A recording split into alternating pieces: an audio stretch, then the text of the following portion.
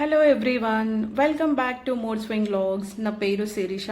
చాలా రోజుల తర్వాత ఈరోజు అయితే వాతావరణం చాలా చల్లగా అనిపించింది. సో ఒకసారి ట్యాంక్ బండ్ వెళ్దామని అనిపించింది, అందుకని వెళ్తున్నామండి.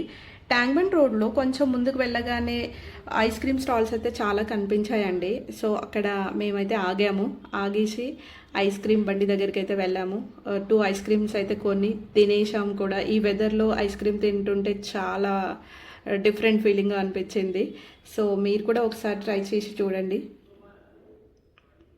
ఇంకా ఇక్కడైతే మేము రోడ్ క్రాస్ చేసి ఇక్కడ వచ్చేసాము. ఇక్కడ వ్యూ చూసినట్లయితే మీరు చాలా బాగుంది కదా. నేనైతే కొన్ని పిక్స్ తీసుకుంటున్నాను, ఫోటోకి పోజ్ ఇస్తున్నాను చూడండి ఇటు. ఇంకా మీకు చూపించడాన్ని హ్యాండ్తో చూపిస్తున్నాను, ఇది అన్నట్టు చూపిస్తున్నాను చూడండి.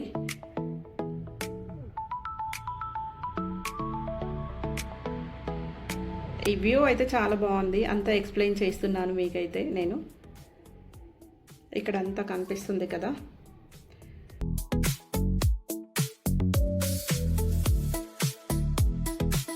ఇంకా బుద్ధ విగ్రహం దగ్గర అయితే డిఫరెంట్ లైటింగ్తో చాలా బాగా కనిపిస్తుంది చూడండి. అక్కడ ఈవెన్ ఇక్కడ మనుషులు కూడా చాలా చిన్నగా కనిపిస్తున్నారు. అక్కడ మనుషులు కూడా ఉన్నారు, బట్ చిన్నగా కనిపిస్తున్నారు. ఇక్కడ బోట్ కూడా వెళ్తుంది బుద్ధ విగ్రహం దగ్గరికి చూడండి.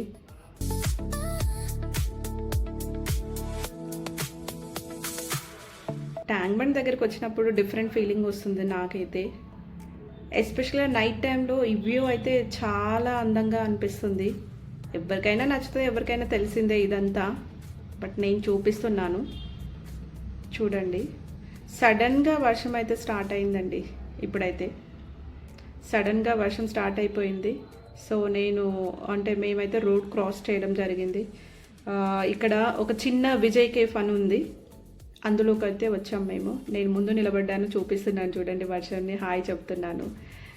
సో లోపలికి అయితే కూర్చున్నా, లోపలికి వెళ్ళి ఇక్కడ వర్షం అయితే ఇంకా వస్తూనే ఉంది చూడండి. వర్షం తగ్గిపోయిన తర్వాత బయటికి అయితే వచ్చేసానండి. బయటికి వచ్చేసి వెళ్తున్నాము.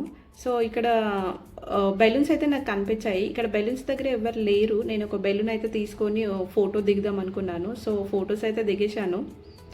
సో అటు ఇటు ఎందుకు చూస్తున్నానంటే ఈ బెలూన్స్ వాళ్ళు ఎవరు లేరు కదా, ఇక్కడ కనిపించట్లేదని చూస్తున్నాను. ఇంకా మేమైతే సెక్రటరేట్ అయితే వెళ్తున్నామండి అటువైపు అయితే. ఇంకా హైదరాబాద్లో మీకు తెలిసిందే కదా, హైదరాబాద్ అంటే నైట్ టైం వ్యూ ఎంత బ్యూటిఫుల్గా ఉంటుందో. సో ఇదైతే సెక్రటరేట్ దగ్గర అండి. మేము సెక్రటరేట్కి అయితే వచ్చేసాము.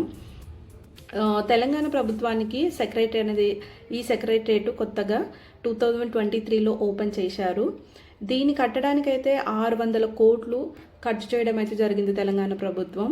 ప్రజెంట్గా అయితే ఇది తెలంగాణ గవర్నమెంట్ పాలన ప్రధాన కేంద్రంగా కూడా మనం చెప్పుకోవచ్చండి.